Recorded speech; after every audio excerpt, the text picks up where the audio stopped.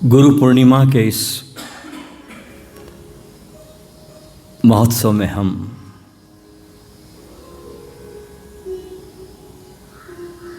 गुरु की महिमाओं का गुणगान कर रहे हैं।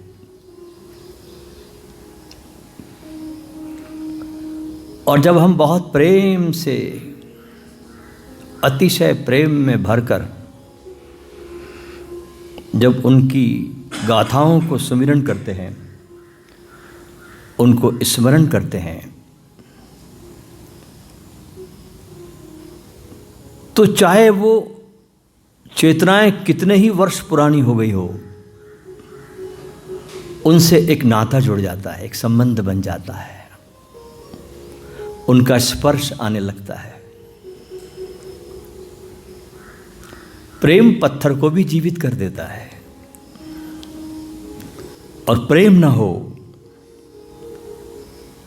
तो जीवित व्यक्ति भी पत्थर की तरह हो जाता है।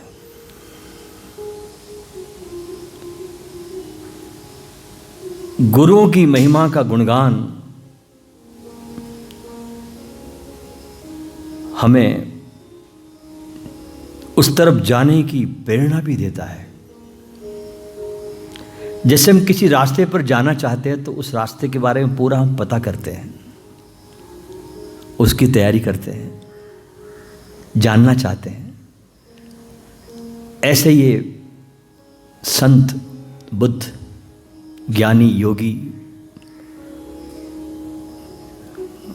को जब हम सुनते हैं, पढ़ते हैं, तो हमारे भीतर भी वो प्रेरणा का बीज स्फुटित होने लगता है। और गुरु का मुख्य कार्य क्या है? कहा गया है, गुरु कुम्हार शिष्य कुंभ है। गुरु कुम्हार शिष्य कुंभ है। घड़-घड़ काढ़े खोट, भीतर हाथ संहार दे और बाहर मारे चोट। गुरु का काम है, शिष्य घड़े की तरह है जो कुम्हार बना रहा है। चाक साधना का प्रतीक है। घड़ा शिष्य की प्रतीक है। कुम्हार क्या करता है? जब घड़ा बनाता है, चाक चलता है, तो भीतर तो सहारा देता है, मारता नहीं उस घड़े को, बहुत प्यार से सहारा देता है। बाहर उस मिट्टी में कहीं कोई घास, कोई खीला, कोई पत्थर आ गया है तो उसे निकाल निकाल के बाहर फेंकता रहता है। ऐसे गुरु का काम है कि जो भी शिष्य में खोट है, जो भी शिष्य में कुछ भी खोट है, उसे निकाल कर उसे परिशुद्ध करता है। ये थोड़ी पुरानी लगी बात, नई बात इसमें ऐसी सुंदर और हो जाएगी कि गुरु का काम एक सुनार की तरह भी होता है। सुनार सोने के साथ क्या व्यवहार करता है? पहले आग में डालता है, उसे शुद्ध करता है, उसे जलाता है। उसकी जितनी भी खोट है सब उस आग में निकल जाती है, परिशुद्ध करता है सोने को, फिर उसके आभूषण बनाता है। ऐसे ही गुरु भी शिष्य को विरह की आग में डालकर उसे बहुत अलंकृत करता है, अलंकारों से भर देता है। चूंकि शिविर में हम सारे महाराष्ट्र के इस संतों की महिमा का गुणगान कर रहे हैं, ये पूरा शिविर महाराष्ट्र के भक्ति संतों को मैंने समर्पित किया है। तो आज हमारे इस शिविर की, इस मंच की शोभा बढ़ाने आज जिन संतों का आगमन हो रहा है उसमें 2 महिलाएं हैं। और महिलाओं का मेरे हृदय में बहुत सदा से सम्मान रहा है। मैं उसे जगत जननी कहता हूं कि अगर स्त्री संसार में नहीं होती तो संसार पूरा नीरस होता। और हर चीज में स्त्री बहुत महान है पुरुष की अपेक्षा।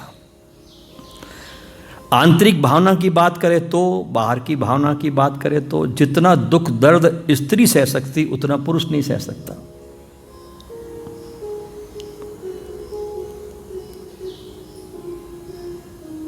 एक और बड़े मजे की बात कि प्रेम के बाबत में स्त्री सदा ईमानदार है और पुरुष सदा बेईमान है। ये ख्याल रखना, पुरुष प्रेम के मामले में सदा बेईमान है और स्त्री सदा ईमानदार है। पुरुष स्त्री के पास मात्र शरीर के लिए जाता, स्त्री सदा ही पुरुष के पास उसकी आत्मा के लिए आती है। बड़ा भेद है। इसलिए स्त्री को मां कहा गया। मां उसका आत्यंतिक शिखर है, ऊंचा शिखर। ऐसे दो महिला संत इस महाराष्ट्र में हुई। एक का नाम है कान्होपात्रा। ये मात्र पंढरपुर से 10 मील की दूरी पर एक गांव है जिसका नाम है मंगलवेढ़े। वहां पर ये पैदा हुई एक वैश्या के घर में।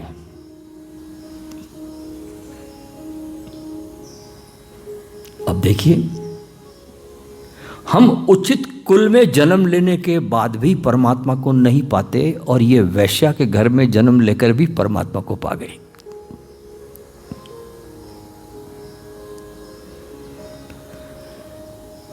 इसकी मां का नाम था श्यामा और बहुत उच्च कोटि की गणिका थी। आज से करीब 600-700 साल पहले बहुत ऊंची हवेली थी, महल थे। अमीर लोग सदा इसके द्वार खटखटाते रहते थे क्योंकि बहुत सुंदर थी श्यामा, बहुत खूबसूरत। असल में उस समय ये प्रथाई होती थी कि जो सबसे ज़्यादा गांव में सुंदर होती थी उसको नगर वधू बना देते थे ताकि झगड़े खत्म हो जाए। तो बहुत सुंदर थी और इसी की कोख से कान्होपात्रा का जन्म हुआ। अच्छी शिक्षा हुई और कान्होपात्रा के बारे में कहा जाता है कि साक्षात धरती पर मेनका का अवतार थी। इतनी खूबसूरत, इतनी सुंदर, लेकिन शरीर की सुंदरता के साथ साथ ये बुद्धिमान भी थी। और उस वैश्या के घर में जहां पर कोई परमात्मा के भक्ति का माहौल नहीं है, वहां भी इसके हृदय में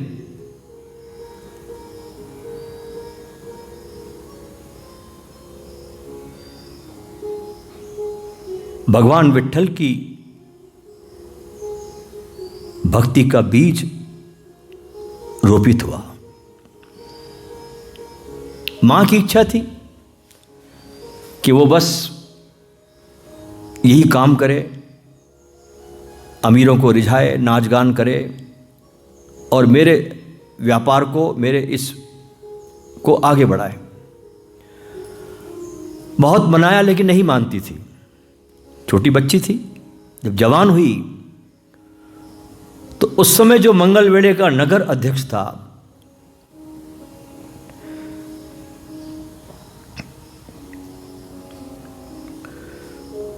उसका नाम था सदाशिव। इसके उसकी मां से भी संबंध थे और इसकी नजर जब कान्होपात्रा पर पड़ी तो वासना के कारण यह आदमी अंधा हो गया। क्योंकि कुछ व्यक्तियों का जीवन सिर्फ वासना केंद्रित ही होता है। वे जीवन भर कुछ करते, दूसरा कुछ करते ही नहीं है। तो वासना की आंधी में पागल हो गया और उसने श्यामा से कहा कि मुझे किसी भी हालत में इसका नृत्य देखना है और इसे पाना है। माँ ने बड़ी मुश्किल से खुशामदी करके, राजी करके, उसे तैयार करके उस सभागृह में लाया गया कानोपात्रा को। कानोपात्रा का रूप देखकर, उसका लावण्य, उसका रूप, उसका चमकता नूरानी चेहरा सबको बेहोश कर गया। और जब सदाशिव नगर अध्यक्ष ने जब उस पर वासना भरी दृष्टि डाली एक गिद्ध की तरह, तो भरी सभा में कानोपात्रा ने उस सदाशिव का अपमान किया और कहा कि इस नीच आदमी के लिए मैं कभी नृत्य नहीं करूंगी। इतना सुनना था कि अपमान से वो पागल हो गया। नगर का अध्यक्ष, उससे बहुत बड़ी बात होती थी। और इधर माँ घबरा गई, इतने बड़े आदमी से दुश्मनी मोल लेना और रहना यहीं पर है। लेकिन कानोपात्रा अपने संकल्प से डिगी नहीं और वो अपने कमरे में जाकर भगवान विट्ठल के चरणों में, जो उसके कमरे में मूर्ति थी, वहाँ जाकर अपने देह को सौंप दिया और कहा कि अब मैं तुम्हारे ही आश्रय हूँ, तुमको जो करना हो, आपकी इच्छा पूरी हो। इधर माँ ने माफ़ी मांगी तो सदाशिव ने कहा कि 3 दिन के अंदर मुझे कानोपात्रा चाहिए। 3 दिन का टाइम दिया। इधर 3 दिन में ये रात दिन कानोपात्रा अपने कमरे में रोती, भगवान विट्ठल को याद करती।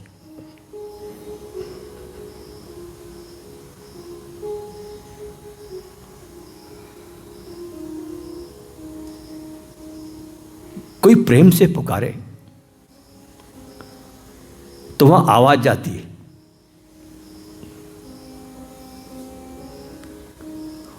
और वहां जब आवाज जाती है तुम्हारी, तो तुम्हारा नाम परमात्मा के रजिस्टर में लिख दिया जाता है और कहा जाता है कि इससे मिलो, तुम्हारा नाम नोट हो जाता है। कानोपात्रा का नाम नोट हो गया। तीसरे दिन जब समय समाप्ति का समय आया तो क्या देखती कि रात भर की जगी हुई, सुबह सुबह देखती है कि उस मंगलवेड़े गांव से कुछ वारकरी संप्रदाय के लोग विट्ठल का उद्घोष करते करते करते करते विट्ठल मंदिर की तरफ जा रहे हैं। उस महल में उसकी एक बूढ़ी दासी थी, उसका उसने साथ पकड़ा क्योंकि वो भी विट्ठल की भक्त थी। कानोपात्रा ने फटे पुराने चीथड़े के टाइप, जैसे कि नौकरानियां दासी पहनती है, ऐसे कपड़े पहने और घर का त्याग कर दिया और उस वारकरी संप्रदाय में कीर्तन मंडली में सम्मिलित हो गई। विट्ठल का उद्घोष करती हुई पंढरपुर पहुंची और अपने को उस विट्ठल की मंदिर में मूर्ति के सामने जाकर के अपनी देह को समर्पित कर दिया। भक्ति में, प्रेम में, आराधना में डूबने लगी। जब कोई व्यक्ति बहुत प्रेम में परमात्मा के चरणों में डूबने लगता है तो उसके भीतर गीतों का जन्म होता है। ये उसकी पहली खबर है। जब भी कोई भी व्यक्ति जब परमात्मा के सुमिरन में, उसके प्रेम में डूबता है बहुत प्राणों के साथ, आधा अधूरा नहीं, तो उसके जीवन में गीतों के फूल लगते हैं परमात्मा को अर्पण करने के लिए। वो उसके प्राणों से आते हैं। ऐसा कभी नहीं हुआ कि कोई व्यक्ति प्रेम में डूबा हो इस परमात्मा के, उसके जीवन में गीतों की बाहर ना आई हो। आते ही है। ऐसे ही विट्ठल की मंदिर में नाचते गाते अपने एक तारे की धुन पर जब गाती ये कानोपात्रा, तो इसके खुद के अभंग उसने गाने शुरू किए और सारे जगह प्रसिद्धि फैली इसकी, कानोपात्रा की। लोग इसका सत्संग सुनने आने लगे। जब भक्तों को मालूम पड़ा कि फलाना फलाना नगर अध्यक्ष सदाशिव ने इस पर थोड़ा अत्याचार किया है, तो लोग भागे उसके घर को आग लगाने के लिए। लोगों ने उसके घर को आग लगा दी और ये नगर अध्यक्ष भागा अपनी जान बचाकर उस समय के मुगल बादशाह बेदर के पास और सारा हाल सुनाया और कान्हो पात्रा के रूप और लावण्य की उस मुगल बादशाह के सामने चर्चा की।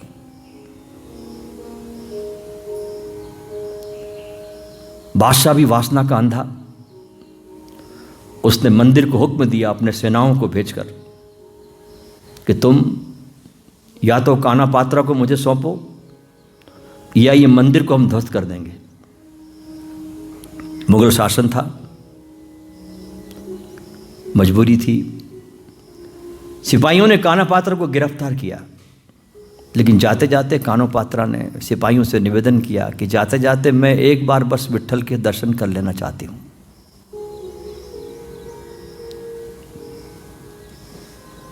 भीतर गई, भगवान के चरणों में प्रार्थना करने लगी, अपने को सौंप दिया प्रभु के चरणों में, जो तेरी मर्जी हो पूरी हो। और इतने में कथा कहती है कि ऐसी बाढ़ चंद्रभागा में आई जो दोबारा कभी देखने को नहीं मिली। ऐसा पानी आया, ऐसी बाढ़ आई उसमें चंद्रभागा में कि सारे सिपाही जो गिरफ्तार करने आए थे वे सब बह गए, मंदिर भी डूब गया, इतनी बाढ़ आई थी। और कहते कान्हा पात्रा मीरा की तरह अपने विट्ठल के मूर्ति में समा गई।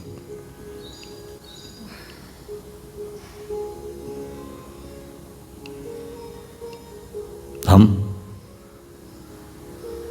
इस संत भक्त को प्रणाम करते हैं। दूसरी एक भक्त हुई, स्त्री भक्त, ये बड़ी अद्भुत थी, ये भी बहुत अद्भुत थी। इसका नाम था जनाबाई, और ये बचपन से ही अनाथ थी। इसके माँ बाप बहुत बचपन से मर गए थे, तो कोई सहारा न देख करके घर के रिश्तेदारों ने इनको नामदेव के पिता दामा सेठ के घर में रख दिया। घर में झाड़ू पोछा बर्तन कपड़े ये सब करने लगी, काम करती। और जब नामदेव परम प्राप्ति को प्राप्त हुए तो इसके सत्संग में जाके बैठती थी। संतों का जमावड़ा होता था, संत हरि चर्चा करते थे, रात्रि भर कीर्तन का गजर होता था, और इसमें जनाबाई डूब जाती थी। धीरे धीरे घर में कार्य करते हुए गुरु के सानिध्य में रहते रहते जनाबाई को रंग चढ़ने लगा और जनाबाई रंग गई। इसलिए मैं कहता हूं कि भोले भाले आदमी परमात्मा को ज्यादा आसानी से पा लेते हैं, गैर पढ़े लिखे लोग ज्यादा आसानी से पा लेते हैं। पढ़े लिखे आदमी के साथ बहुत कठिनाई है, करीब करीब असंभव है, क्योंकि खोपड़ी से नीचे उतरता ही नहीं। और खोपड़ी शब्द का अर्थ ही क्या होता है? जिसने सब खो दिया और पड़ी रह गई, उसे खोपड़ी कहते हैं। जिसने सब खो दिया और पड़ी रह गई। सरल लोगों से परमात्मा ज्यादा आसानी से मिल गया है, उस तक पहुंच सका है। इसलिए साधक को अपने भीतर वही सरलता निश्चलता लानी चाहिए, ज्ञान के दंभ से मुक्त होना चाहिए। पढ़े लिखे ब्लैक एंड व्हाइट स्याही से जो तुमने पढ़ा उसको आग लगा दो, वो किसी काम का नहीं है, वो तुम्हें रूपांतरित नहीं करता, वो तुम्हारी चेतना में जरा सी भी बदलाव नहीं लाता। उल्टा तुमको और अहंकार से भरता है कि तुमने 4 चौपड़ी ज्यादा पढ़ ली है।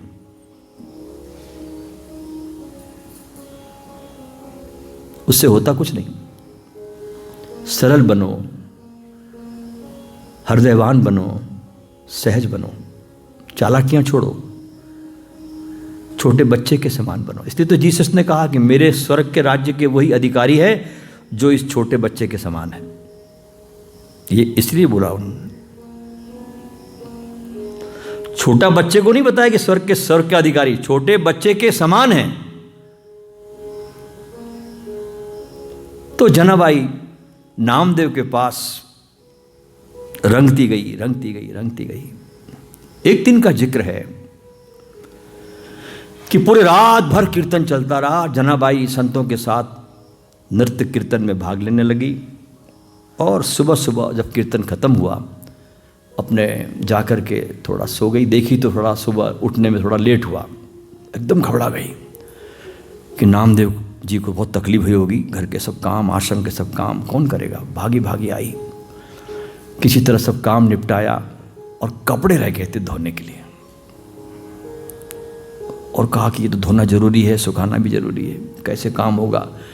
जब वो नदी किनारे जाने लगी तो देखती एक बहुत सुंदर सी, बहुत खूबसूरत सी बूढ़ी सी औरत सामने आ रही है, और वो कहने लगी, बेटा तुम इतनी घबराई भी क्यों हो।